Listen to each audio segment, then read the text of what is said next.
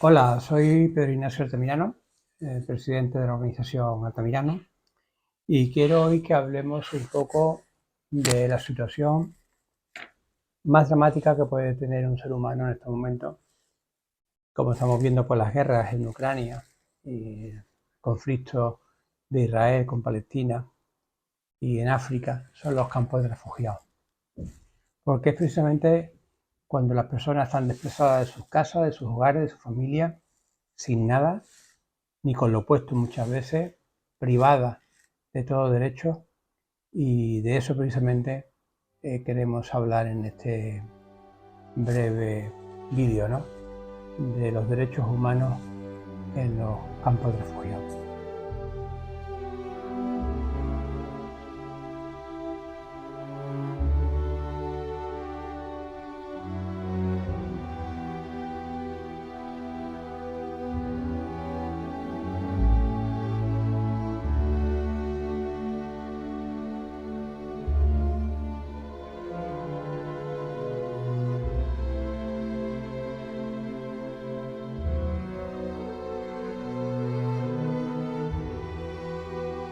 Los campos de refugiados se crean para cobijar precisamente a las personas que huyen de los conflictos armados, donde no tienen donde refugiarse, ni donde alimentarse, y sobre todo sin futuro.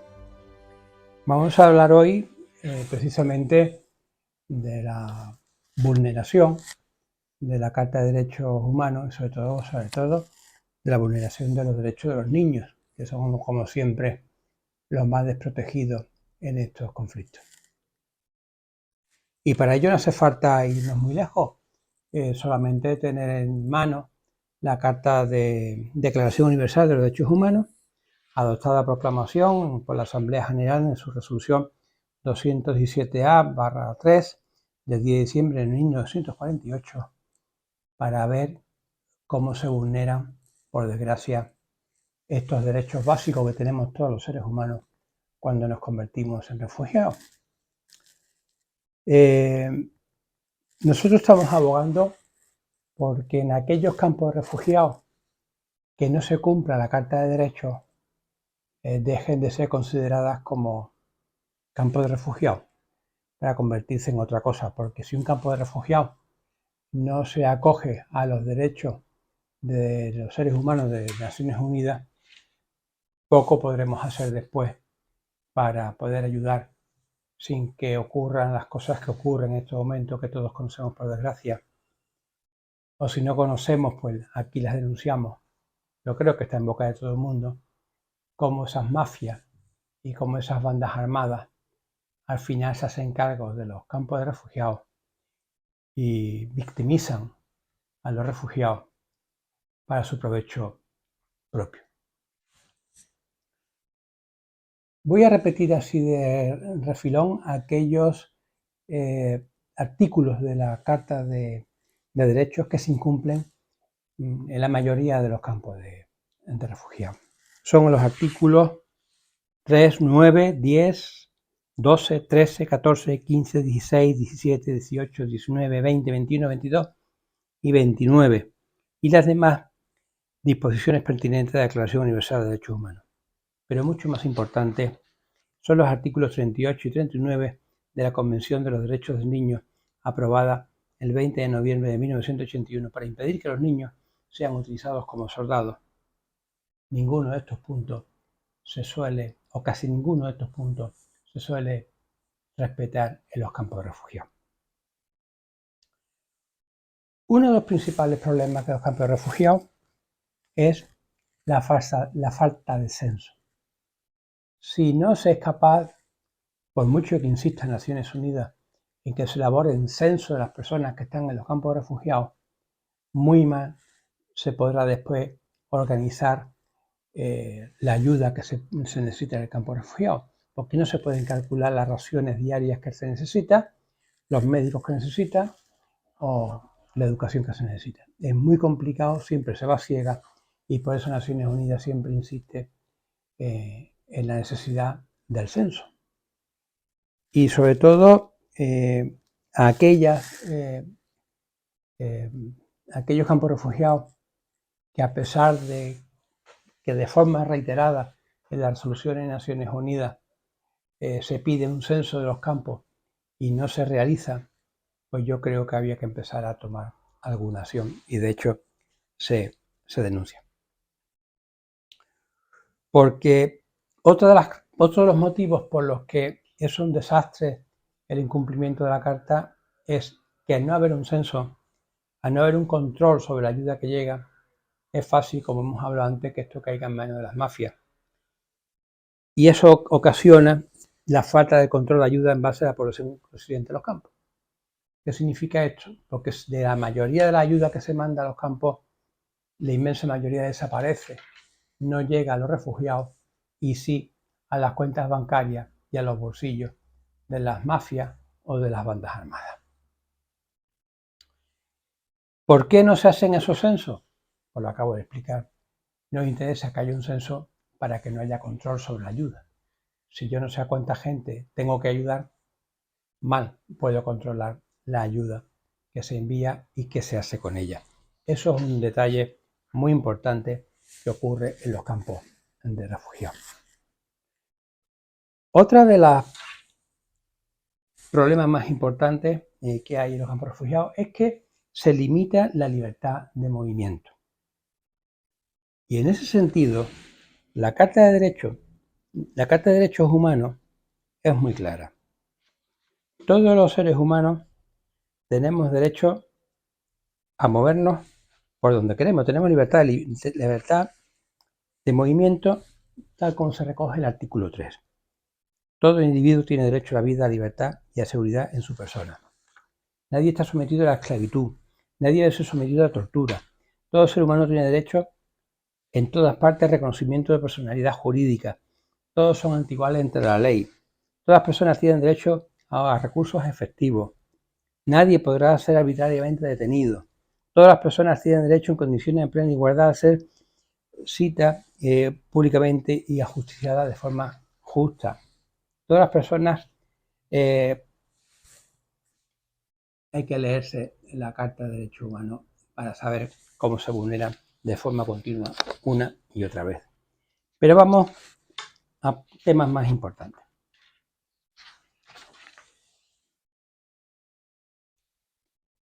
Toda persona tiene derecho a circular libremente, como decíamos, y a elegir su residencia en un estado. Claro, cuando tenemos a personas en campos refugiados, es muy difícil elegir el estado donde estamos, porque es que estamos en un campo de refugiados. Pero es que el problema es que hay campos de refugiados donde a esas personas se les priva de su nacionalidad, convirtiéndolos en apátridas.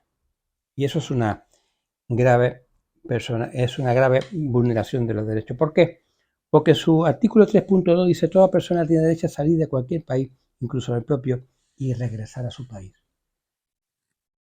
Si en algunos campos de refugiados hacemos que desaparezca la personalidad jurídica y la pertenencia a un estado del refugiado, después va a ser muy complicado que vuelva a su país. Se convierten, de hecho, en apátridas, con todos los problemas que eso contrae.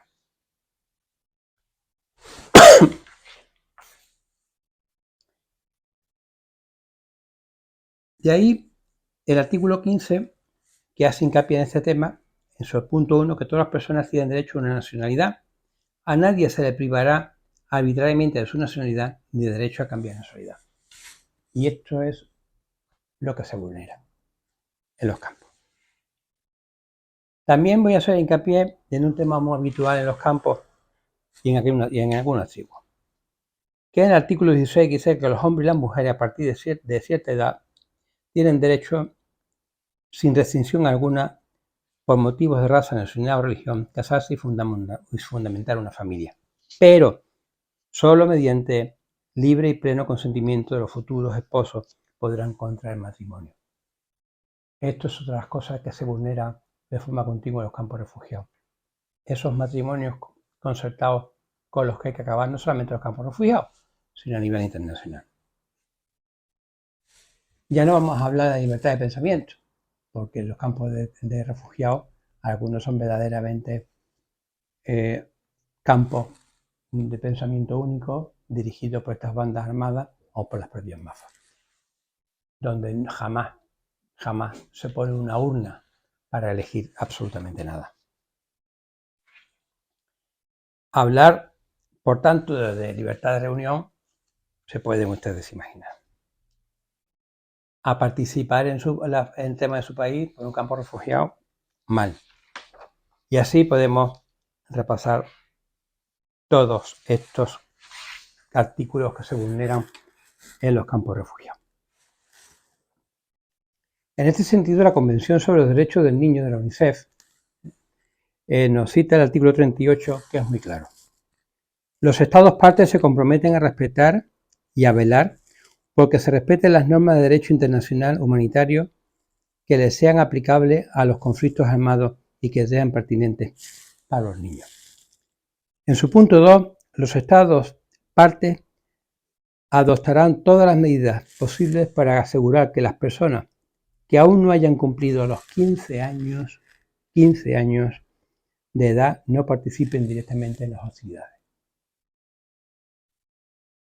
De forma clara, impide y castiga y censura la utilización de niños de menores de 15 años, que ahora se va a lograr subir la edad hasta los 18 años, pueden ser utilizados en conflictos armados, y mucho menos para la guerrilla.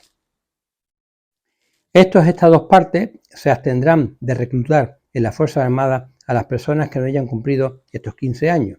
Si reclutan personas que hayan cumplido 15, pero que sean menores de 18, los Estados partes procurarán dar prioridad a los de más edad. De conformidad con las obligaciones demandadas por el derecho internacional humanitario de proteger a la población infantil y civil durante los conflictos armados, los Estados partes adoptarán todas las medidas posibles para asegurar la protección y el cuidado de los niños afectados por un conflicto armado. En su artículo 39, los Estados partes adoptarán todas las medidas apropiadas para promover la recuperación física y psicológica y la reintegración social de los niños víctimas de cualquier forma de abandono, explotación o abuso, tortura u otra forma de maltrato, penas crueles, inhumanos, desagradables o conflictos armados. En esa recuperación y reintegración se llevará a cabo en un ambiente que fomente la salud, de respeto a sí mismo y la dignidad del niño. Lo peor de utilizar a los niños como soldados no es ya la propia utilización de los niños soldados, sino que nos estamos cargando dos fundamentos fundamentales para la sociedad civil. Uno, que los niños son el futuro. La sociedad del futuro son de los niños. ¿Cómo educamos a los niños y cómo formamos a los niños? Si permitimos que los niños con tan corta edad tengan acceso a las armas, tengan formación terrorista y sean explotados, ¿qué futuro vamos a tener con esos niños? ¿Qué niños vamos a tener en el futuro? Y después, por supuesto, la verdadero desastre psicológico que crean estos niños. Niños que la mayoría de las veces son irrecuperables, que caen en las drogas, cuando siguen creciendo no ven más futuro que integrarse en otras bandas armadas y en otras bandas terroristas, y matan. Y matan porque están educados en una edad que no son conscientes de lo que son. Y son capaces de matar a sus propios padres, a sus propias familias, como estamos cansados de ver por los informativos y por la gente destinada a los campos, cómo son capaces de tales atrocidades, porque a esas pequeñas edades son totalmente responsables y sin capacidad de deducir lo bueno y lo malo. Si un niño con 8 o 10 años, con un Kalashnikov o con cualquier otra arma es capaz de matar a su padre, ¿a quién no va a ser capaz de matar a ese niño? Y esa es la base del terrorismo. Por eso creo que la lucha, tanto en Naciones Unidas como en la propia ACNUR y en todas las organizaciones internacionales, porque se respeten los derechos humanos, es fundamental. Y de ahí nos nace nuestra lucha. Y hay un campo que en otro día entraremos en profundidad, que resumen absolutamente todos los males de un campo refugiado. Y me refiero a los mal llamados campos de refugiados de Tinduf, en territorio argelino y organizado por la banda armada del Frente Polisario, que lo vulnera absolutamente todo lo que hemos hablado. Pero esto será en el próximo capítulo, donde dedicaremos un especial solamente a lo que ocurre en los campos de Tinduf, como ejemplo de lo que no podemos permitir y como ejemplo de lo que pasa en los campos de refugiados, que desde luego hay que terminar con ello y poner a los culpables ante la Corte Penal Internacional por la vulneración de estos derechos y que sean juzgados y condenados como verdaderos genocidas.